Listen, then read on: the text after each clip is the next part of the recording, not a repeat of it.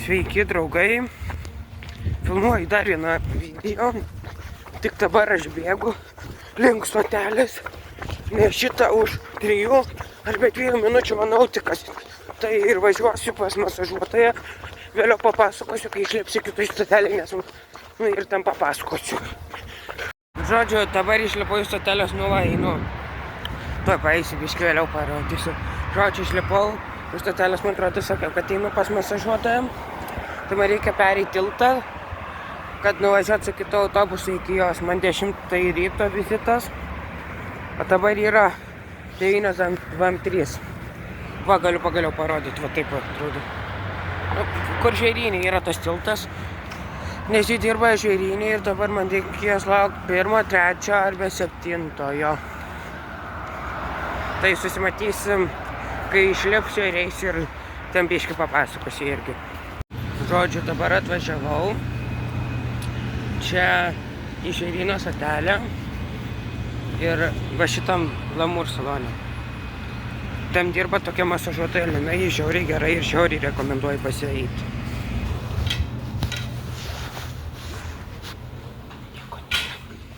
Žodžiu, man jau baigė, padarė man masažą, tokia Lina žiauriai geras buvo, žiauriai rekomenduoju. Prieš tai rodžiau, koks šis salonas, tai siūlau apsilankyti. Tai dabar mane mama atvažiuos pasiimti ir kol kažkur važiuosim arba namo važiuosiu. Tai jo. Žodžiu, dabar išėjau iš masažo, masažas buvo 10 iš 10. Žiauriai siūlau pas Liną nueiti. Ji kaip psichologas ir tik 5 eurų kainuoja, tai čia, sakyčiau, gan normaliai žiauriai rekomenduoju. Draugiška, maloni, galima apie viską pasišnekėti, tai tikrai rekomenduoju. Pas Liną aš jums ir rodžiau, kaip tas salonas vadinasi, jį tam nuomoja patalpas, tai čia jau rasite internete. Ja, tai jo, jos vardas Lina, jeigu ką. Žodžiu, hebra.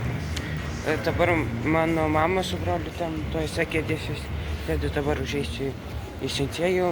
Ai, pamiršau paminėti, kur aš esu Panoramoje. Tai jo, tam dabar brolis masažuojasi, tam mama palaiko jam kompaniją. Apsižiūrėsiu, ko gero yra Sensėjų, nes šiek tiek matau nemažas tas Sensėjus ir manau, kad tikrai fainų dalykų čia galima rasti. Tai, man atrodo, susimatysim, kai holą filmuosiu, tai jo. Žodžiu, dabar, po Sensėjus tam nieko nenusipirkau gero, nes ten nelabai ko gero buvo.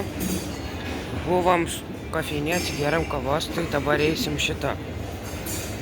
Nežinau, važiuosim arba eisim į šitą. Va, kur mano. Čia gal eisim į Rimi, arba čia bandysim kažkaip apeiti. Nežinau, pranešiu jums.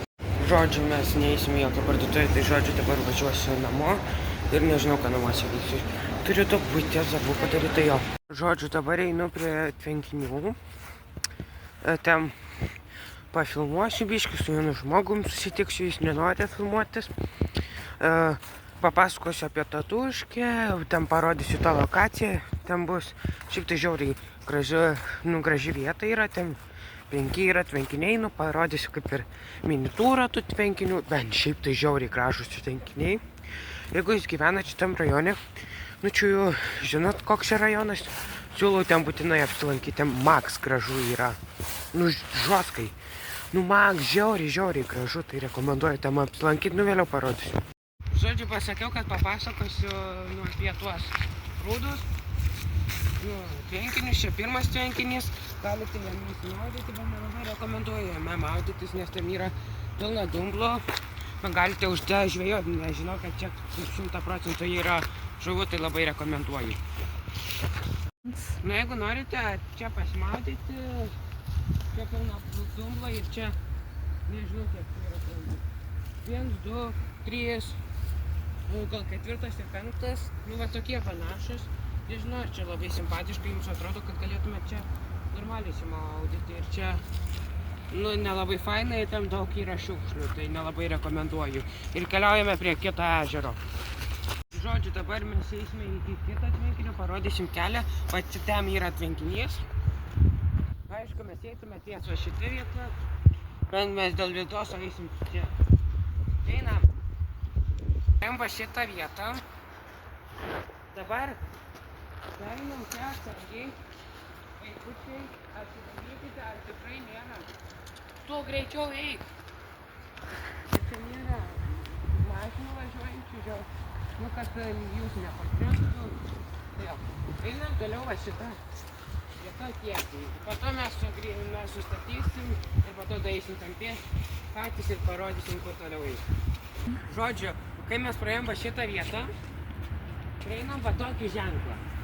Čia mašinom, ačiū Dievai, ne mums, ir mes matom tokius takelius.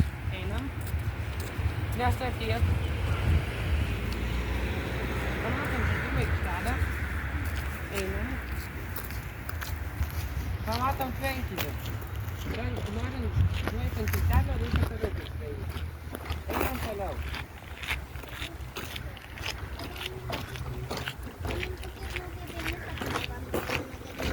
Einam kitą vaikų aikštelę.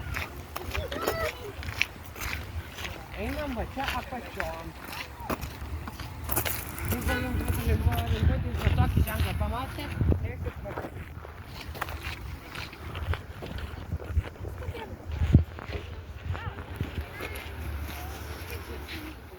Einam tuo dalyku. Nu, čia, man atrodo, žvyras ir žvyras.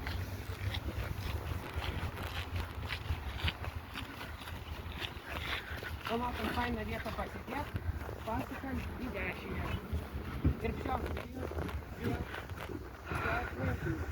Ir čia rezervuota tik geriems žmonėms, kurie nieko blogo jam nedarom.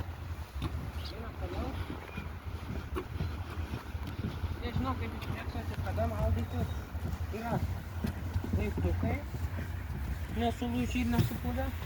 Irgi čia nerekomenduoju, nes čia yra pilna šiukšlių, pilna dumblo ir jeigu paliesi dugną, galima prašmėgti ir taip nuskelti. Čia yra du suoliukai dideli. Čia per taip antytas plaukioja, gulbytės. Nu čia žiauriai faina vieta pabūt, tai labai rekomenduoju. Ir susitiksim, kai eisim prie kito tvenkinio. Eisim biškį ilgesniu keliu, bent praktiškai tas pats principas suprasit. Visų pirma, dar jie va tą tiltą turime užlipti šitais laiptukais. Žodžiu, kai užlipom šitais laiptais, tai reikia dar vienus laiptus užlipti šiek dviračių takus. Reikia užlipom. Praktiškai šitas pats principas, kur aš rodžiau tą gražią vietą, kur pasisėdėt galima. Tai va ten galima užlipti ir žodžiu, mes biškį ilgesniai eisim, nes čia man asmeniškai norėjau šit, nu ne asmeniškai, bet ką gražiau čia yra. Vasarą čia gėlytės žydi dažnai. Čia yra keliukai į tvenkinį. Kai vasara būna, tai žiauriai gražu būna. Tai jau einam šitą vietą ir po to pamatysit. Kai ruduo čia būna, čia nelabai gražu, aš pavasarį dar čia nesu buvęs, nes aš šitą vietą atradau tik vasarą. Tai einam ties tą vietą, va ten matosi vaikų aikštelė ir toj daisim. Pamatysit šitą vietą, reikia sukti į dešinę, bet mes norim parodyti, nu, kad jums būtų žymiai aiškiau, ką jūs turėtumėte daryti, jeigu norite trumpesnių kelių nueiti. Tai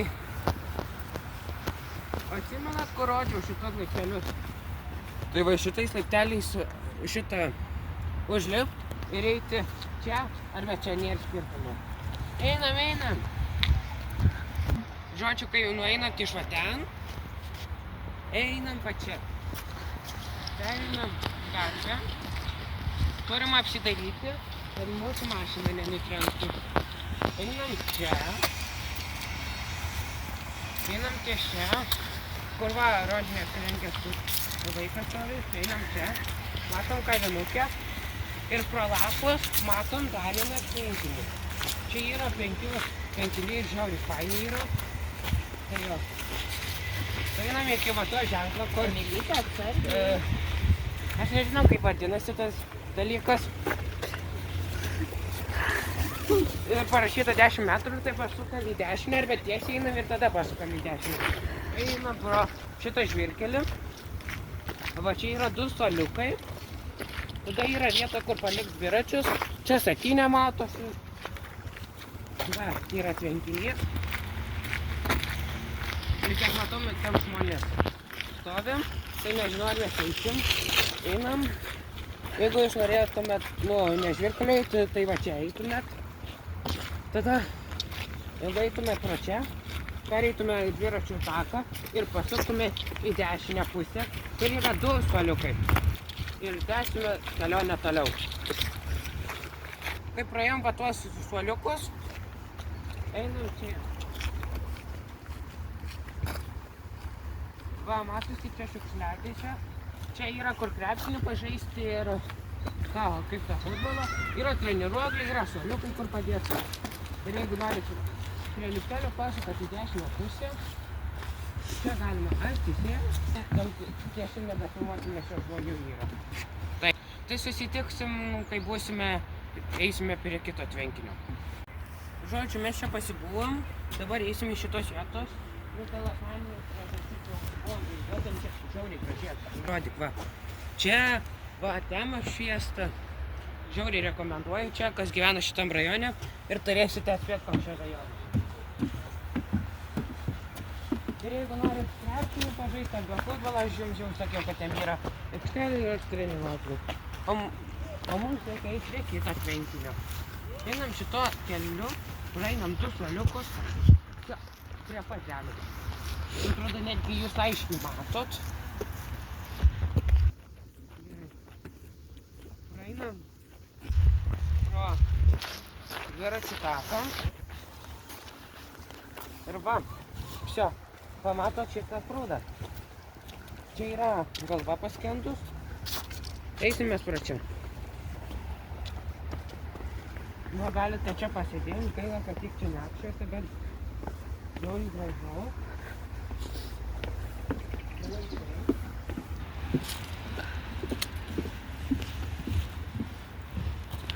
Čia va, turėjom šitą ežerą.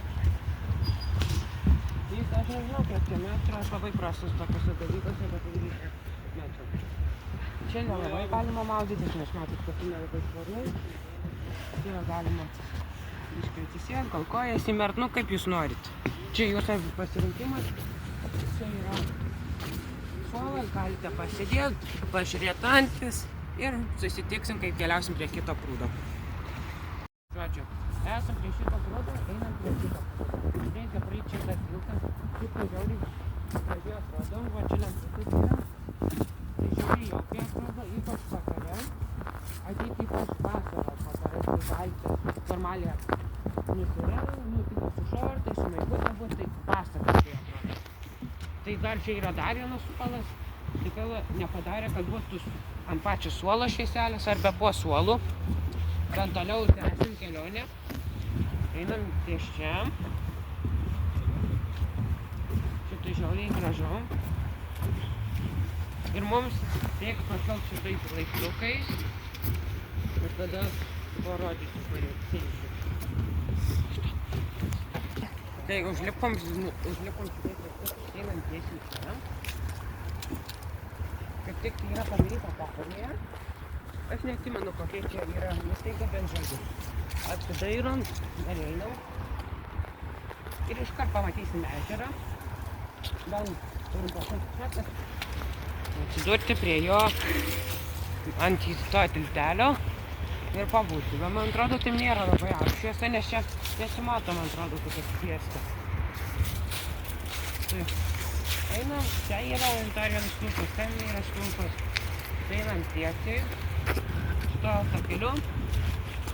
Ir man atrodo, gal apšviesta nematau. Va, parodyk va ten. Nu, aš neįsivaizduoju. Ir, žodžiu, mes einam, pamatom šiukšliadėžę, pamatom stulpą. Ir man atrodo, kad garsiaką manau, kad su kamera.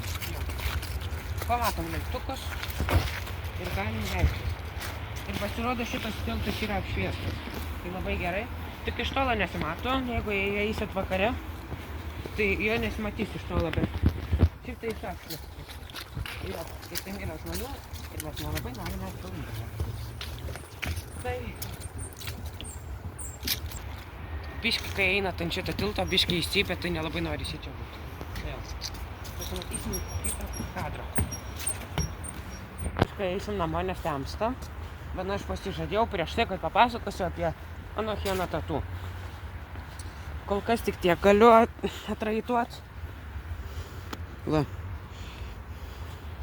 Tai šiandien tatu, pas tą meistrą galite darytis kur norite, jeigu darysitės pas kažką.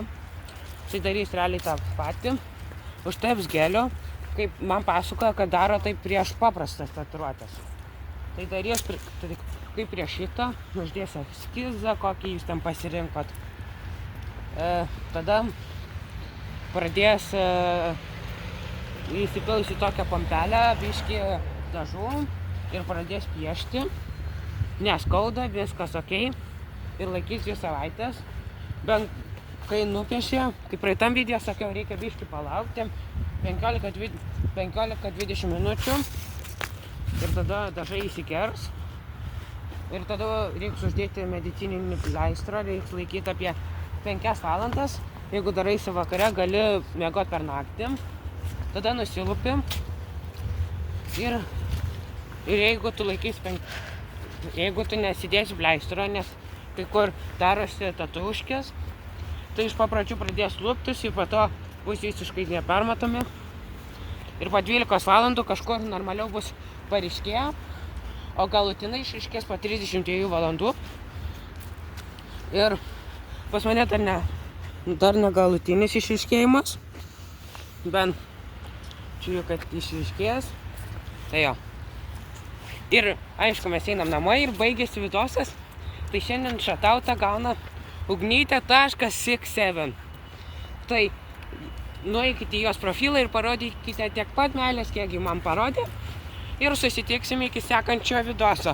Ate!